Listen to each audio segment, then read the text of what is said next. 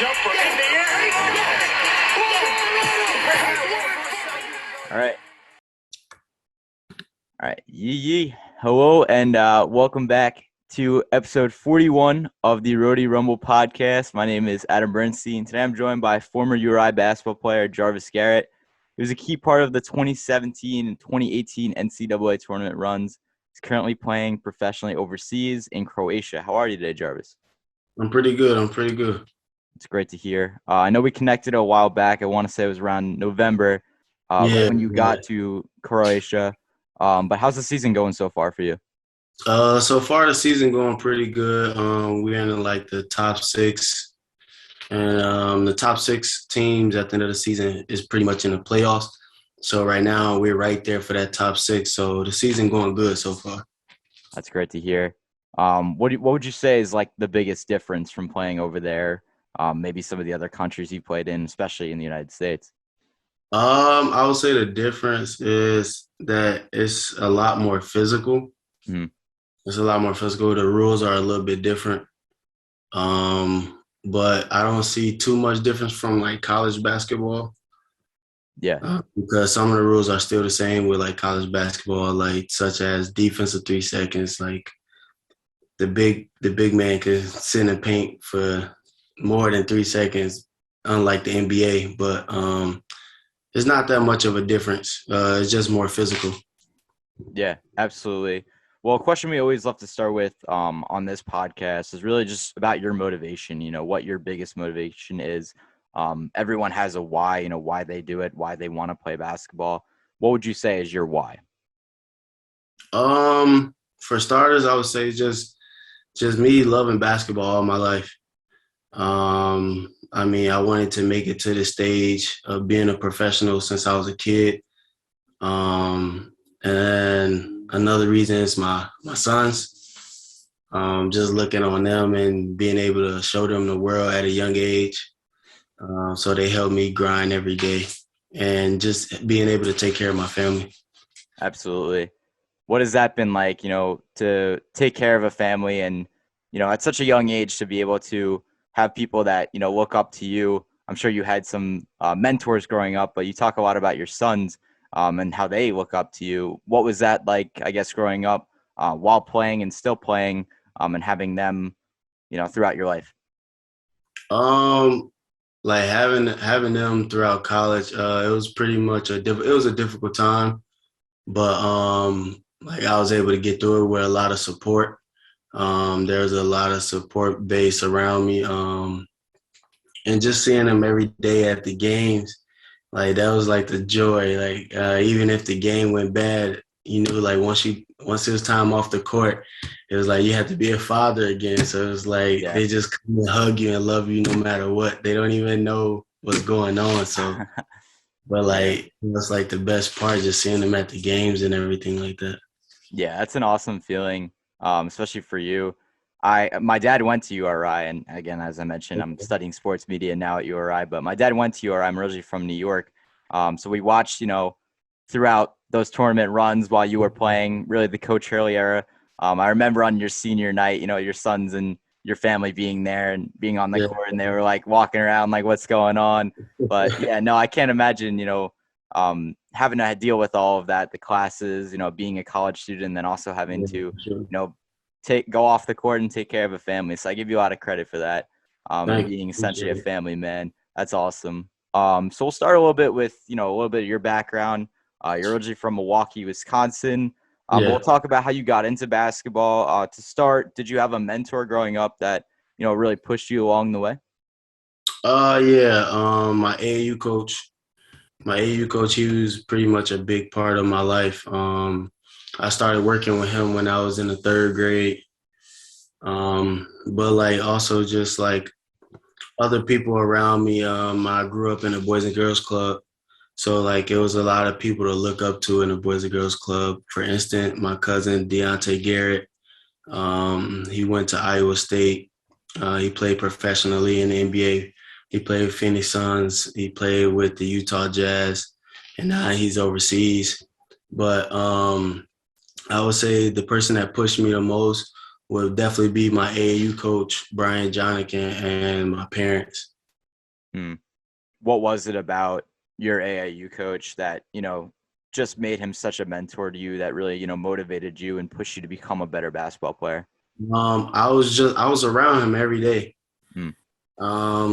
Like back then life was so much easier. So like all you thought about was basketball. Like you would go to school, get home, do your homework, then you got AAU practice, and then when it hits the summer, it was like you're doing two-a-days during the summer. You wake up at 8 a.m. going to go work out at the beach, and then later on you working out for practice. So it's like I Yeah. was around him every single day, and he always pushed me like to basically get out of basketball, get a free scholarship.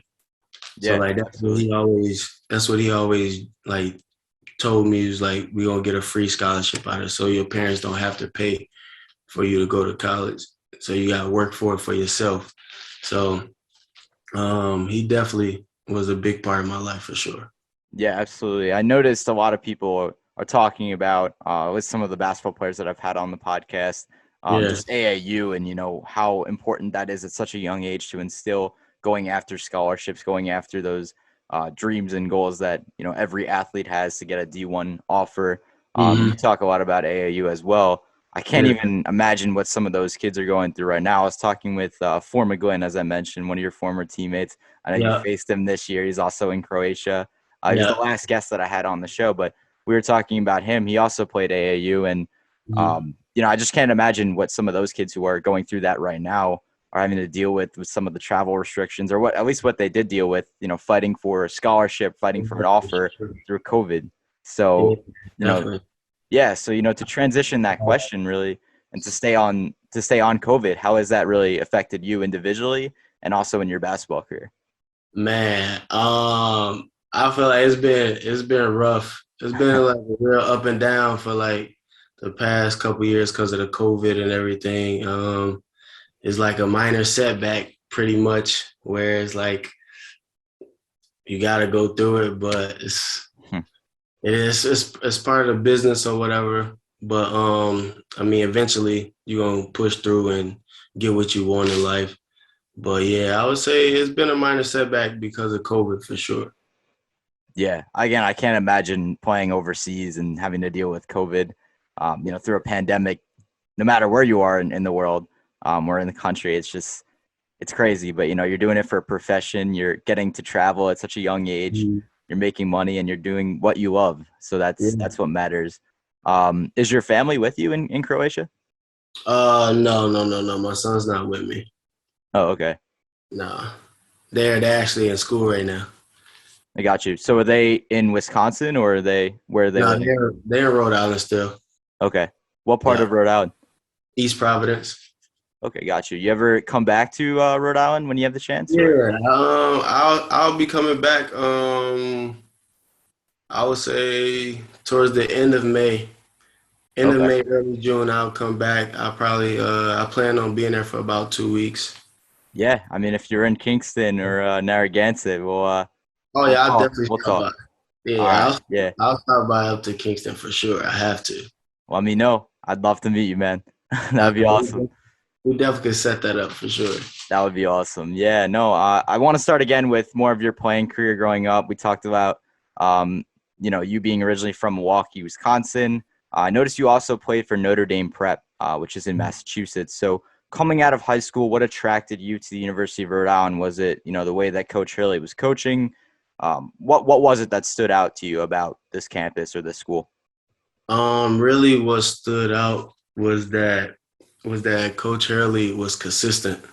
Mhm. He started recruiting me my junior year in high school, and I had went to prep school after my junior year of high school, and since my junior year of high school, like Coach Hurley was very consistent. I was talking to him at least once or twice a week.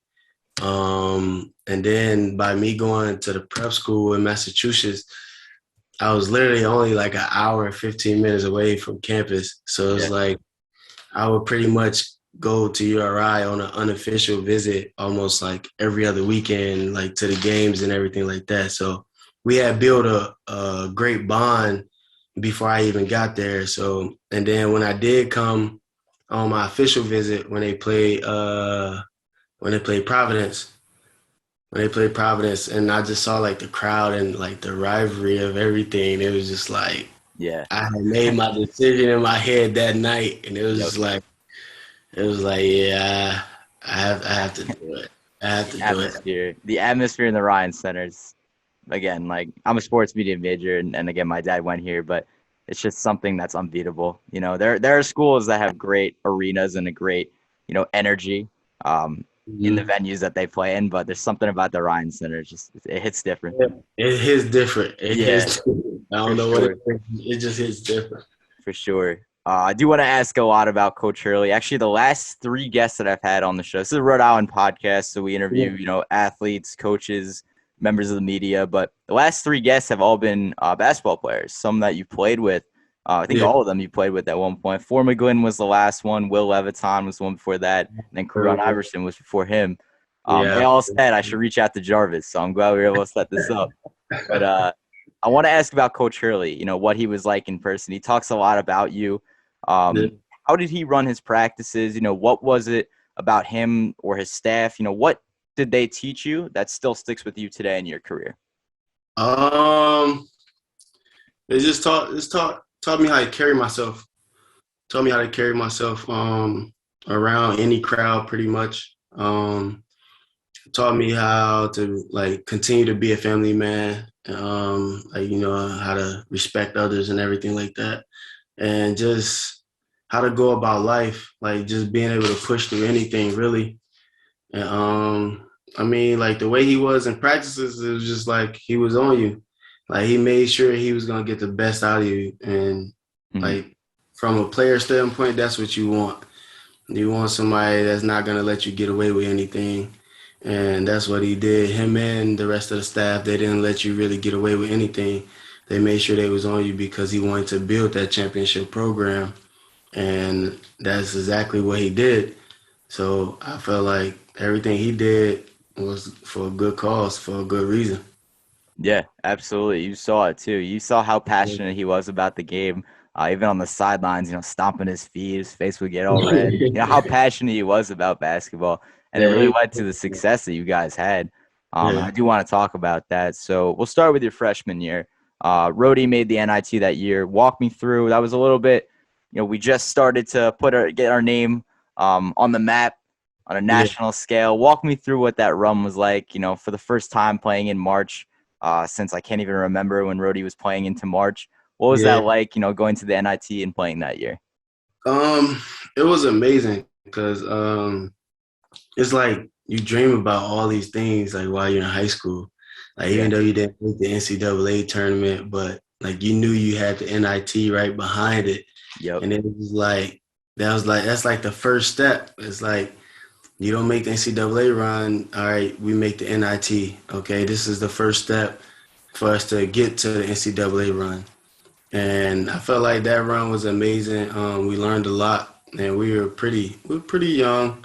We had some young players, but then we had a lot of older players as well. So it was Yeah. good. No, for sure. I mean, I remember a little bit of that year as well. Like Rhode Island was just getting started. It was really the starting point of like what was to Yeah, come throughout the rest of your yeah, college career. exactly. And Yeah. yeah, Yeah. I mean, hopefully we can get another invitation soon or another bid to the I hope tournament so, soon. man. I hope We'll so. see. That's dope. I hope so. Yeah. We'll see. I mean, there's a lot that needs to be done internally, but I'm confident this team, you can't sleep on Rhode Island. They always find a way to get themselves back into it Yeah, somehow. So they're fine that way. they'll find a way. Let's jump to your sophomore year. This year was interesting. You broke out in your collegiate career, started all of the games except for one, and you finished second on the team in scoring. Have 146 assists between your first two seasons. I also have to ask about the mask and recovering Yeah, from the broken jaw. I did actually see the interview recently with Hurley. He was praising you. What you went through that season. That was a yeah, game against St. Joe's, right? yeah. It was. Yeah, Yeah, so just talk to me about how you played through that pain that season. You were dedicated to the program. Even in that interview, he referred to you being almost like a son and you being or him being like a father figure to you. yeah. Describe what that experience was like for you, what it was like transitioning your game, first of all, because to be able to play, with the mask on, I can't imagine how hard that would be. And then also Yeah. maybe a little bit more about Coach Hurley and how your relationship really developed with him.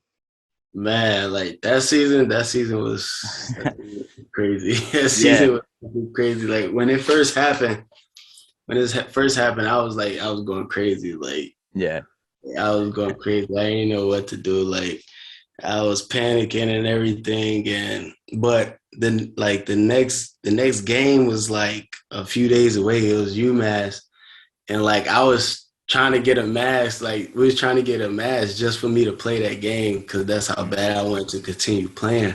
yeah, And they had said I needed something to cover my whole face, and we couldn't find a mask in time. But then we ended up finding a mask, and then I came back. My first game back was against LaSalle, and then like it was so hard to play with that mask. It was so hard. Like yeah, I told a lot of interviews and stuff where I was like, "Oh, like the mask, like it was okay, it's okay." No, I hated it. yeah, I hated that mask. I couldn't see, like I couldn't see out the side at all. So it was just like my only focus was just in front of me, pretty much. So it was just like it gave me another edge of just like playing even harder and just fighting through and just doing whatever I got to do to continue playing. yeah, So that's just really what it was. Is just like, I mean, and then at that year, my sons was born, so it's like I gotta continue playing. Like I don't want to miss no games. right. Yeah, no, I can't imagine being a sophomore Yeah. in college. That was me last year. I'm a junior now, and just being like what 19, 20 years old, having a mask on, and then also having your sons being born that year, and also being a college student. It's Yeah. crazy. I mean, I can't imagine what you went through that season mentally too, because you love the game so much, and you just want to get out there and play and do it for your family and for yourself and for the love of the game. But Yeah. to do it with the mask, like, was it hard to? Something about like you needed to drink with the straw, right? Yeah, like, they had to Yeah, make like so many holes. They had to put a straw in my bottle just for me to drink out of because I got tired of like taking it off and then yeah. putting it back on. So I was like, just give me a straw just to drink through the hose. So yeah, that's how it Man, was. man, I give you credit for that. I don't know how you did it, and you guys still had a great season too, Yeah, we even still we with that. still was good. We Yeah, still was good. that's And that awesome. season we had a lot of injuries too. Yeah, Like that's everybody awesome. was banged up towards the conference tournament. Yeah. So what, I guess, sticking on that, how did Coach Hurley really help you through all of that? Again, you talk about a Yeah. lot going on that season. How did he help you that season mentally and physically, and so that you were able to continue to play? Mentally, we would have like we would be like reading books and stuff, and and then one night he sent me like a meditation thing through iTunes, and like he talked to me about like being like meditating every night and every morning to start my day and to end my night. And he said that's was like some things that he do, and Yeah, tried it out. I tried it out, and it helped. It helped, and physically, it was just that like he wouldn't put like we wouldn't be practicing that long, like to keep the stress off our bodies, because like that season we didn't really like everybody was like pretty much injured. Like Haas was injured mm, and everything like that. Karan was injured, so it was just like I mean, he didn't really make us practice too long. Like, it was like the perfect amount of time of practicing. So he kept our bodies pretty much fresh for us to, because of that time I played a lot of minutes that year. yeah, So he kept our body fresh. So yeah, mentally and physically, he definitely helped me a lot that yeah. year. I feel like, and I've talked to a lot of your teammates and stuff, and I always ask about Coach Hurley now these days. It's just so interesting to hear the stories. And I have another question about him that's later in the interview. Yeah, But he just had so many quirks and so many different ways of teaching and being that educator and being that coach. I gotta ask this question that just came up. He's a very superstitious guy. I saw something about him spraying the court before the games. Was that? Tell me about that. What happened there? Yeah, sometimes he would like walk around with like the sage. Yeah, And that's what he it had, is. he had a sage, and he'd walk around like the court and like the entire gym. He'll do that. Yeah. He'll do that sometimes. But yeah, he's definitely like that. Yeah, for sure. Yeah, no, I've heard some funny stories about Coach Hurley, and I got some rapid fire questions towards the end, and one of them is your Yeah. favorite memory of his. But we'll keep talking about your playing career. We'll jump to that. I'm sure you have a ton of stories about that guy. But he's Yeah. doing great things right now with UConn, so I give him Yeah. credit. He's a great coach. Yeah. But yeah, let's jump to your junior year. It's big year, A10 tournament. You guys defeated St. Bonaventure. They always give Rhody a hard time. Davidson as well, another team, and then VCU. You guys won the A10 tournament championship that year down in Pittsburgh, I believe. I remember Yeah. watching that on TV. And then as a result, the team received the conference's automatic bid to the NCAA tournament. And that was the Yeah. year you guys got an 11 seed. You faced Creighton, who was a 6 seed in the Mm-hmm. first round. Then, unfortunately, you lost to Oregon in the second round. That was Mm-hmm. number 3 seed. So describe to me, what that was like in the A10 tournament. And then that game against VCU, it was in Pittsburgh, right? Yeah. It was in Yeah. Pittsburgh. So describe to me what that experience was like getting the bid to the NCAA tournament. I remember the videos of you guys like celebrating the airport. And then Yeah. what's really cool is you guys getting off the plane in Kingston or Yeah. in Rhode Yeah. Island and then being greeted Yeah. by the fans. So what was so special about that season? That season was very special. Yeah. Like for me personally, it was very special because that season I got sick. I got sick with ulcerative colitis. So I had to sit out. I had to sit out like 8 or 9 games. And that's when Jeff took over. And Jeff like did what he was supposed to do. Like he did what we all believed that he could do. He took over and he carried us. He carried us like he was supposed to do. And going into the tournament, going into the conference tournament, like we was already on a winning streak going into the tournament, and it was just like we knew we was gonna win the tournament because it's just like we wasn't backing down from anybody. Yeah. And we had the right team and the right pieces to do it. Like that was the year for us to do it, and we knew it. So and like our bond together was so strong. It was like nobody was gonna give up on each other. So just going into the A10 conference tournament, like we knew we was gonna end up making it to the championship, and we knew we was gonna come out with that win. And then just coming back to Rhode Island and just seeing everybody in the airport, like that was Yeah. crazy. That was Like awesome.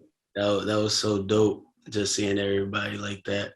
And then getting ready for the NCAA tournament, that was like that experience was just different. Cause like you didn't know what to expect, but like you always heard stories of like other players and stuff, like your friends and stuff like that that's in college that went to the NCAA tournament. And then for you to finally experience that, it's like one of the best experiences you can have in college basketball for sure. Yeah. That's awesome. You guys, Creighton was a good team and you guys beat them. Yeah. I They believe were, that was like my junior year of high school. So that was like almost 4 or 5 yeah, years ago. Yeah. yeah. And then Oregon, who had Peyton Pritchard, who's now at the Celtics. They were good Two that great year. teams. Yeah. They went to the Final Four that year. I believe they did. Yeah. But yeah, no, incredible run again, put Rhode Island on the map. Um, Mhm. I can't imagine playing an NCAA tournament game like that. What's the preparation like, going into a game like that? So like our preparation was like in the morning. In the morning we'll have breakfast and everything. We'll go to the gym. They give you like a certain time where you go to the gym and you get to shoot around, get a feel for the court and everything like that. And then after that, we would go eat lunch. And then like you would either go with the trainer if you need to go with the trainer, get whatever you need to get done. You're able to take a nap before the game, and after your nap, you wake up for like a pregame meal, and then you probably have like film session before the game and everything like that.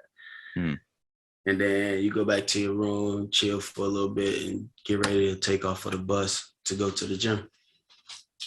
that's crazy. Who is Yeah. like your another question I just thought of, but who is like your go-to roommate on the team that you always like if you guys were staying the night in a hotel, who are you like rooming with on the team Uh, when you guys were on the road? when I first got to like my freshman year, Yeah. I think it didn't change until like my junior year, I believe. It was always me and Jared. Okay. It was always me and Jared because me and Jared came in together, and then it's just like it's like if you seen one, you always saw the other. So it Yeah. was like me and him was always roommates, and then it changed to Kristen Thompson for a Chris little Thompson. while. Yeah. Yeah, and then my last year was Eric Datica. Okay. Yeah, That's yes, nice. those are my three road roommates. Who was the clown on the team? Funniest kid to play with. Oh man, it depends. It depends. It depends what year. It Oh yeah, depends. I mean any of the years, all four. To choose one person out of all four, Yeah. I would probably go with Matt Butler. Okay, that's a throwback. Yeah, Matt Butler is like one of the funniest people I ever came across for sure. Damn. Okay, Yeah, that's I haven't heard that name in a while. yeah, that's my guy. That's awesome. You still keep in touch with some of these guys? If so, like which players are you probably closest with from Rhode Island? Yeah, I still keep in touch with pretty much everybody. Just checking on everybody. We haven't all really got to be around each other like throughout the summer and stuff, but Yeah, we yeah, plan on making time to get everybody together. So hopefully that goes right. But sometimes we have like FaceTime calls, group chats, and stuff like that. So yeah. I pretty That's much awesome. talk to everybody. That's great. The bond that you guys have is amazing. That leads me Yeah. into my next question, which was your senior year. You guys finished at the top of the A10, 26-8, 15-3 in A10 play. You went on to win the A10 regular season championship, defeated VCU, defeated St. Joe's, advanced the championship game. You had to face Davidson again. They came around again. Again, Mhm. a team that always, I feel like, gives Rhode Island a hard time. There's always the three teams like Davidson, VCU, and Yeah. then like St. Bonaventure or I feel like those three teams are always giving URI a hard time. But it was Davidson that year, and then you guys went on to receive the at-large bid, NCAA tournament, defeated Oklahoma. That was a Trae Young game. Mhm. That was, I mean, with Fats Russell, that's Yeah. like that plays back in my head all the time. That moment when he stole the ball back and hit the three. Oh man, that was crazy. Faz wanted that. He wanted that matchup all season. Like That's he awesome. was he was praying that we like get to the NCAA tournament just to Yeah. play. Like he wanted that matchup all. That's awesome, man. And then unfortunately, Duke in the second round. But when you Yeah. look back at the historic season, also I had Stanford Robinson on the show like months ago, and I Yeah. asked him about the Duquesne buzzer beating three from the corner three. Oh yeah. You guys were on a winning streak then too in conference where Yeah. you were ranked. So Mhm. what was that team like? What was so special again for that year? 'Cause so much that happened that was great for the program. That year we were all mature. Like Yeah, we were a mature team. Like we had five seniors that pretty much been through everything that you could possibly go through 3 or 4 years of college. So like we done been through every kind of game that you can imagine. So like we were very mature and we knew how to handle ourselves and like we knew how to handle any situation. So I feel like that was the big difference of out of all the years that we were very mature that year and we were older. Yeah. No, and it showed. I mean, you guys were great. Again, the winning streak in conference play. I Mm. always go back to that. It wasn't like an NCAA tournament game or anything like that, but just the game against Duquesne, the winning streak. I believe you guys had like a winning streak from like the beginning of December to like mid January or late January, Yeah, something crazy like that. yeah, And it was on the line because Duquesne was unranked, and you guys were, I want to say, like 22nd. I want to say it was I think we were like, yeah, I think it was like 21 or 22nd. Yeah. something like that.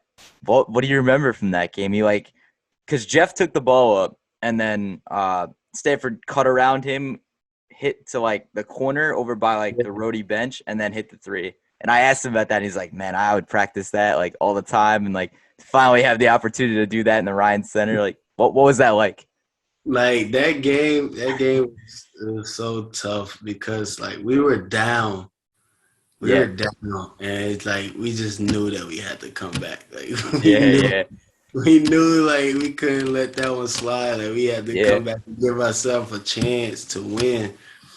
And like we fought the whole second half of coming back. Um, and yeah, Stan would always practice those shots in the corner.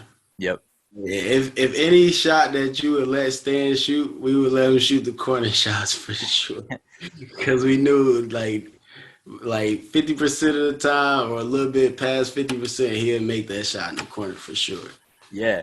That game was definitely crazy.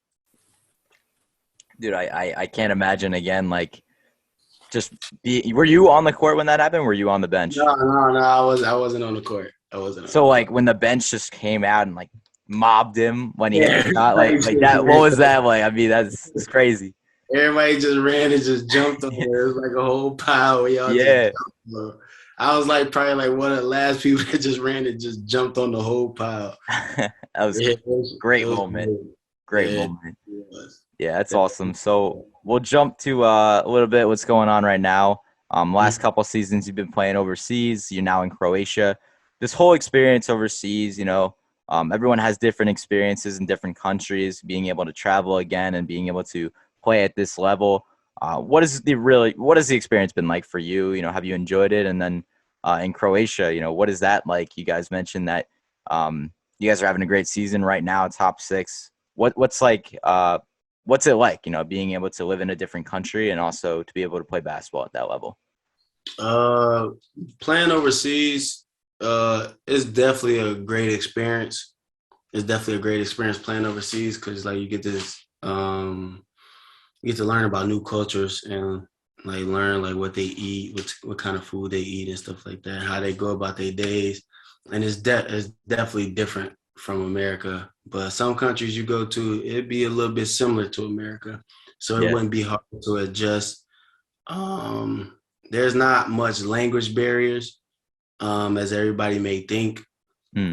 There's a lot of people because like we're young, so it's like all the young people pretty much speak English. Hmm. Usually it's like more like the older people, like the older people don't really speak that much English. Um, but playing overseas is definitely a great experience.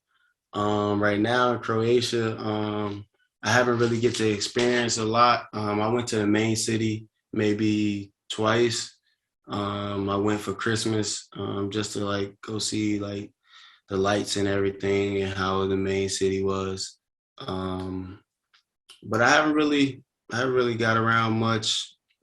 Like my off days, I usually just chill and relax, try to recover my body to get ready for practice the next day. But I would say, yeah, I would say overseas playing for overseas is definitely a good experience though. Yeah. And again, like you're young, you're getting the opportunity to travel and see places that some people never get to see throughout their Yeah, entire lives. And you're definitely. getting to, do it as a profession. So that's awesome. Quick question. Is it funded, like your housing and everything, like getting place to place? Does Yeah, the team cover that or do you have yeah. all those expenses? Everything is pretty much funded. Like Yeah. you don't really pay for anything. The only thing you'll probably pay for is like if you don't have a meal in your contract, you would just pay for like you cooking food and stuff like that, or going Mm. to restaurants. Other than that, everything else is prayed for. That's awesome. That's a great opportunity. It's a great experience. And I see now why so many people are going overseas to continue their careers and still Yeah. playing professionally. And that's awesome. As I mentioned, my last guest was former Glenn. I know a Yeah. guy that you played at URI with, now in the same league as you, if I Yeah. am correct. Yeah. Yeah. You We guys played. actually played against each other not too long ago. What was that Yeah. like to share the court with him again, but on opposite ends? It was good. It was pretty much laughing throughout the whole game, just talking to each other throughout the whole game. He was kind of upset because our coach made me play a boxing one on four, so like he wouldn't let me. I couldn't let four get the ball, so it was just like so four was kind of mad about that. But Yeah, like, he said you guys were talking like before and after the game and stuff too. yeah, Yeah, definitely. that's awesome. Have you played against anybody else that you played with in college or against in college, overseas, or just for? Uh, I haven't played against anybody that I played with in college. Okay. Um, that I played against in college. I might have. Mm, Um, off the top of my head, I played against Scoochie okay. Smith from Yeah, Dayton. from Dayton, I right? played, yeah, I played Yeah. against him when I was in Greece. I played against him when I was in Greece. Um, I played against I forget the one kid's name. He went to Nebraska. He was the point guard for Nebraska. He was number 5. I forgot his name. It was like my freshman year we played them. Real quick, going back to that, that was the game Nebraska. That was the first time, right? That was the My first time that we sophomore had beaten a ranked opponent in the year. Ryan Center in like a long time, right? And like the whole student section stormed the court. It was that game, right? Yeah. That was the game. Talk to me about that real quick. Now that game, that game that's one of my top 5 for Okay. sure. Okay. That's in my top 5 memory for sure. Like that game, I don't know. That game was nuts because it was like back and forth. It Yeah. was back and forth. Like the whole game was back and forth, back and forth. And then like we was able to finally like get a lead and like just pull it off. And Yeah. then like everybody just rushed the floor. It was just like Storm the court. it Yeah. was crazy. That's And I was so awesome. small, so it was like they put me in the air, and it was just like it was crazy. Yeah, as a freshman too. That's Yeah, crazy. that was So where were they? Do you remember where they were ranked? In the top They 25? were, they were number 21. 21. Okay. Yeah. Yeah, that was the start. That was the NIT year. That was the start of everything, really. Yeah. I still have that picture too. That's awesome. Yeah, you Yeah. probably go back into like your camera roll still and you're finding things Yeah, like from college or like yeah, I whenever can't I'm imagine. bored, Yeah, that's awesome. I just go through the camera roll. Yeah, for sure. Yeah. Yeah, that's do you have any like favorite pictures from like your time at URI that are like, man, like this is top 5, like great moment. I need to Uh, like save this picture forever, frame it, that kind of thing. the one picture, the one picture I definitely would probably be the most favorable picture would be me and Jared was on the court after winning the 18 championship, You guys and were up on the like yeah. no, we had Yeah, hugged yeah, it yeah. out Forgot on the about that. floor, and like we fell on the floor and everything like that. And that's probably like that's probably my top memorable picture. That picture, you guys were on the scores table, right? You like jumped up on the scores table No, after. no, not that picture. That was at home. It was when it was the junior year picture when Okay. we were in Pittsburgh. Yeah, And yeah. Was yeah, that wasn't that game or? no. That the Oh, one okay. where they jumped on the scores table, that was the game at home. That was the Okay. game at home where it was him, Stan, and Fats on top of the scores table. That's the picture I'm thinking of. Yeah. Yeah, yeah. Yeah, yeah, yeah. Those are great pictures, man. Yeah, that was a great picture too. That was dope. That's That, awesome. that picture was dope. Yeah, that's awesome. I have a couple of questions left. Just now, a couple of rapid fire questions for you, and then just one last question. Okay. That's all. Just a couple rapid fire questions. Don't think too much about it. Best answer you can give me. So the first one I got for you is if you compare your game, or if you could compare your game to any pro basketball player, who would that be and why? I would say more Chris Paul like. Okay. I pretty much watched Chris Paul like as I was growing up. Um, and like I kind of tried to portray my game after him. Yeah, it's a good So answer. I would say definitely Chris Paul for sure. Yeah, that's a great answer. CP3, he's great. Like he's a legend. Yeah, Gonna be a Hall of Famer someday for sure. yeah, I like him and Great. Kemba Walker. I'm a Knicks fan, so I like that answer. Yeah, I love Kemba Walker. Like once he got to college, it was like that's when I started to like really pay attention. It was just like Yeah, Cardiac Kemba, UConn Huskies. Yep, yep. I watched that. It was 2011 when they won the national champ. I watched that. That was like when I first got into college basketball. I yeah. won't forget that. And now he's with the Knicks. Hopefully, he gets more involved in the rotation and everything. But he's doing well. He's doing well. He had a great Oh, career. well, yeah. I hope he gets involved more too. Did you have a favorite NBA team? Just real quick, growing up, I know you're from Milwaukee, so were you a Bucks fan or anything like that? I didn't really I didn't really have a NBA team. It was just always like which NBA player I like. Yeah, Yeah, I didn't really have like favorite NBA teams or anything like that. It was just always what player that I always liked and who was my favorite players that I yeah, would want or I would go for. But I didn't mm, really have like a favorite NBA team. yeah, for sure. Next question I have, rapid fire question is, your go-to pregame song. What do you got playing in your ears, like when you're warming up on the court? Oh man, I gotta have Meek. Meek Mill. Yeah, Meek Mill. Okay. He get me right. He get me right. I gotta What do you have Meek. got? Like Dreams and Nightmares? Which album we talking? Really, it's like the last few. Yeah. Yeah, like the last few. Some of the old Meek and like Mm, some of the new Meek. I like have it all mixed in. So yeah. put all I those think. albums together and just put it on shuffle. Yeah, I think my favorite album of his, at least recently, was when the Eagles won the Super Bowl and he put out the Championships album. I think that's Yeah, what it is. That album's great. yeah, that Yep. album is fire. Yeah, yeah, that's awesome. That's a good answer. It's a great answer.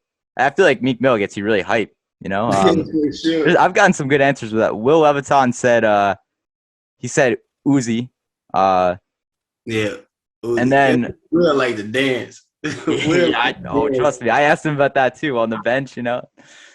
I I can see why he picked Uzi. He Yeah, like yeah. Eternal take and all that. Yeah, of course. Um, For McGlynn said he likes to listen to podcasts, like crime, like murder mystery, like podcasts. And I was like, while you're warming up, he's like, yeah, like we don't really get much time in overseas in Croatia. We only get like 10, 15 minutes to warm up. So yeah. that's crazy. Yeah, that's different. That's different right there. I never heard that one before. That's Yeah, different. so that's become one of my favorite questions to ask, especially Yeah. like a rapid fire question. But yeah, Meek Mill's a great answer. Yeah. Next one I have for you is favorite Coach Hurley memory. I've gotten really good answers with this one, like great answers. So I'm interested to see your favorite story or memory about Coach Hurley. My favorite memory. Oh, I would say the funniest memory was we was in practice. I We was think I in know which one this is.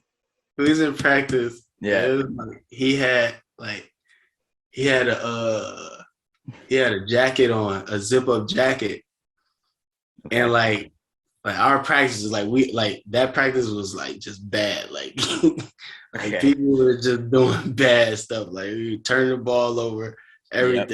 everything could go bad. And like he started like doing this with a zipper on his jacket. And he was just he told me he's like I'm trying to set myself on fire. For the jacket. So like that was one of them, and then it was like we had like like it was like it was like an X tape at half court. I don't know if you could see it like from the Okay. stand, but it was like an X tape, and I was standing there one time, and he was like move. move before like the little stone or like little boulder like fall on you or something like that. He's like, that's my ex move. He was like, move, that's my That was ex. his spot. Yeah. Yeah. Right on the logo, you're saying, like half court? It's like right before you check in, for the game. It's like right there on the baseline. It was like Okay. it was an X right there. When But you were yeah, telling the story about practice, I thought the one you were gonna tell, and you might remember this, but he was punting the balls like he oh got some my, distance on them. yeah, It was Kura. No, Will Leviton told me that one, but I think for McGlynn, like they all remember that story of him like like NFL style, like booting the basketballs up in like yeah. Ryan Center. That was a bad practice too, because he said was he brought out the ball rack and Yeah, he was like, for every turnover you have, like take the balls away. So like every turnover we had, like he would just start throwing the balls, and it was probably like 3 basketballs left on the rack. And then somebody did one more turnover, and he like just bombed the ball into the stand. I remember it. Will said it best. He was like, the ball came to me, and Hurley was like, he was about to hand him the ball or something like that, and he was like, Yeah. "What are you doing? Kick it, Will!" And he was just like, and he kicked it like high up in the rafters or whatever. That was so funny. Yeah. That's a great story. It's That's like so many I love stories. asking that question now because like I said, I've been having a lot of like the former URI players on during the Coach Hurley era and everything like that, but I've gotten some really good answers. Like, Man, like his stories, like stories with him will never stop. Like yeah, it's too many. It's too I many want to hear stories. more. I could do this all day. Yeah, That's awesome. it's so many, man. That's awesome. I'll tell you more when we see each other this year when I come up Yeah, there. for sure. I gotta get your phone number or something. We'll connect Yeah, after for this. But sure. We can do that. dude, that's awesome.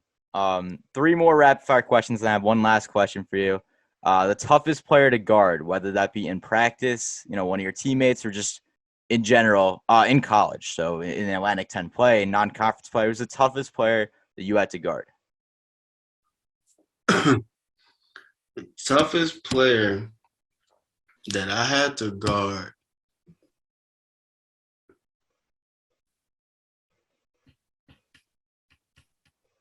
was that year we played in the NIT. I don't remember his name. I think he played for the Knicks for like a little bit. He was a senior that year. He played for Stanford. He Okay. played for Stanford. They put us out that year in the NIT, but it was the point guard, and bro, he was like 6'2", 6'3", like strong, and like all he did was like back me down to the free throw line, and like he would get a shot off, and then like his mid range was just like money. Yeah. Like that game, I believe he scored like 20 plus that game. He probably scored 30 that game, and I was like, yeah, I need to go back to Kingston and work on my game some more. I'm like, yeah, but I would definitely say him. Also, Jaquan Lewis that played at VCU. Mm. Me and him are pretty close. He was a tough player to guard. Um, Scoochie was a That was for McGlynn's answer, Scoochie. Yeah. yeah. Scoochie is like with Scoochie is like you never know what's coming really. Yeah. But I would say those three was probably like my hardest people to guard. Yeah, so I'm looking up that game right now. It's 2015, March 22nd, 2015, Rhode Island Stanford. They beat you guys. It was NIT. They were second seed. You guys were the third seed. Yeah. The player, Randall, 35 points. Is that what you're thinking of? Yeah. 35. He was a Pulling up the guard. name for you. I might pronounce it wrong. Chasen Randall. He was a guard, right? Yeah, I think he's with the Phoenix Suns right now. Yeah. Yeah, he played. Yeah, he's with the Phoenix Suns as of like 2 years ago. I don't know if he's still playing with them, but yeah, that's Yeah, crazy. he was nice. Like 35 points. So that game he had, let's see, 35 points, shot 9 from 16. Yeah, from the field. Crazy. he he was nice. He Yeah, was nice. I was that. That's like he's the number one player. steals. Yeah. He's the number one person in college that like it was like my welcome to college. Yeah. That 35 was points in my 39 minutes. Played the whole yeah. game. Yeah, he played the whole Yeah. That's crazy. the Um, yeah. Two more rapid fire questions. Your favorite spot, like favorite place to hang out in like the South Kingstown, whether it's on campus, Narragansett area. Where's your yeah. like your go-to spot? Oh.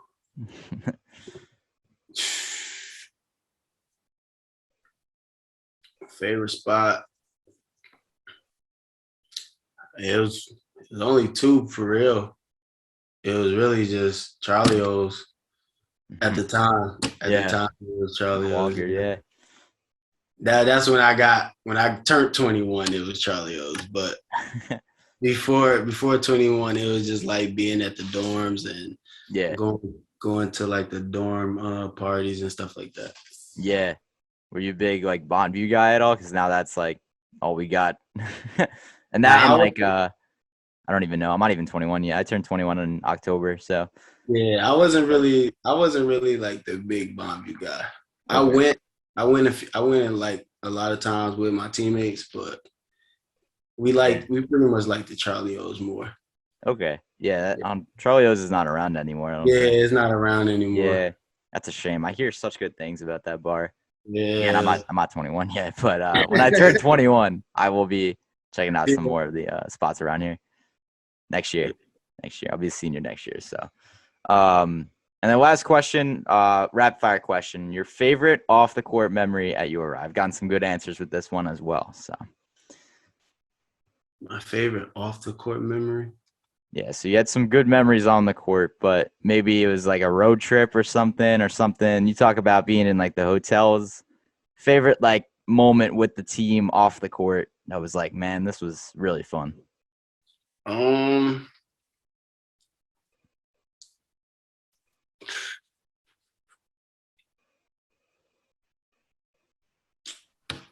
I would say when we went on a retreat.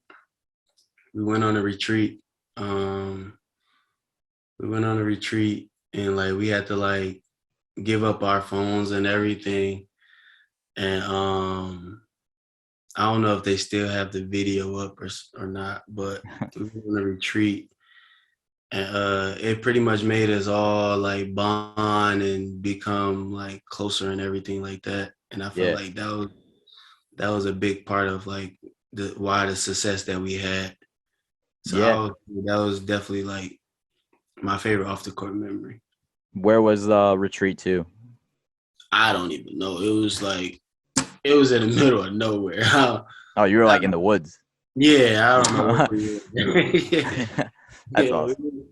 it was in the woods. Like I don't know where we were at. Imagine hiking with Coach Hurley. Oh man, it would be. It probably was bad. I can't imagine that. That's awesome though. That's a great story. I heard Kuron Iverson told a story about you were going to George Washington. You guys had to take the train because of a snowstorm, and he was laying up in like Oh the luggage area up there. yeah, It was like so uncomfortable, but he was like, he took a nap up there or something. yeah. That was so bad. It was a Yeah, snow. that was his story. That's Uh, funny. I don't know. He didn't even tell you the story about him. When we was at St. Bonnie's, we had to go to St. Bonnie's. He left his shoes. He left his shoes back in Kingston, so Oh, they had to figure out a way to get him some shoes, and like they had like somehow they got him some shoes from like one of the stores. And anybody that goes to St. Bonnie's, they know like there's it's nothing nothing. around. Yeah, There's it's nothing around up nothing. there. It's like, So it's like yeah. they found some shoes, and like that whole. I don't even think they was the right size shoes. I was gonna say he's got a big foot. Yeah, so Yeah. that game was already it started off bad from the start. And that game, like he ended up tripping over the shoes and everything. It was so bad, man. Kuran was definitely a character. Oh yeah, for sure. That's Yeah. hilarious. He's definitely Um, in my top 5 funniest teammates. yeah, I got that vibe from him just from talking to him. He's Yeah, definitely a character. He's a great guy, but like hilarious. Would yeah, definitely want to hang definitely. out with him. He's Yeah. yeah. Last question I have for you is just what advice would you give to athletes, looking to take on a similar path that you took and play, at the collegiate level and then eventually go on to play at the professional level? I would say, like if that's something you want to do, make sure like you be disciplined. You be disciplined because like that's your goal. Like you're gonna a lot of distractions is gonna come for sure. That just comes with life. But just stay disciplined and stay focused. Stay focused, work every day, be willing to listen, and be willing to learn. Learn about your craft, learn about what you want to do. Like try to learn from the best. So that's pretty much what I could give them. There it is. Actually, one more question. If you could like recommend, which guests I've been asking a lot of my guests, this question, but who'd you recommend I reach out to next? Some of your teammates, like, who do you think would make a good guest on the show? I guess Yeah, have you got Jared yet? Terrell. I've not gotten him. No, not yet. Yeah, you gotta reach out. You gotta reach out to Jared. I'll reach out. You know what? I DM'd him on Instagram. I don't think he saw it yet, but I'll Yeah. keep trying to reach out to him or someone else. I've been trying to reach out to EC as well. I could hit both of them up and tell them that you want to do an interview with them. Yeah, for sure. Yeah, Well, for Jarvis, sure. thank you so much for taking the time. I appreciate everything. Stay safe. Best of luck with this rest of the season. I hope you guys are continuing on the up and up. And of course, go Rhody. Same to you, man. Yeah. Continue to do what you do, man. With the podcast, I'll be always tuned in. So just keep going, man. I appreciate that. Thank you again. All right, see you.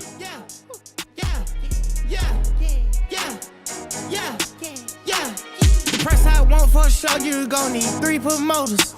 I got the body from Jim Ellis, but I had switched the motor. I got these badass bitch running around this bitch named all the coders. I just told her make a story. I just bought all the Trojans.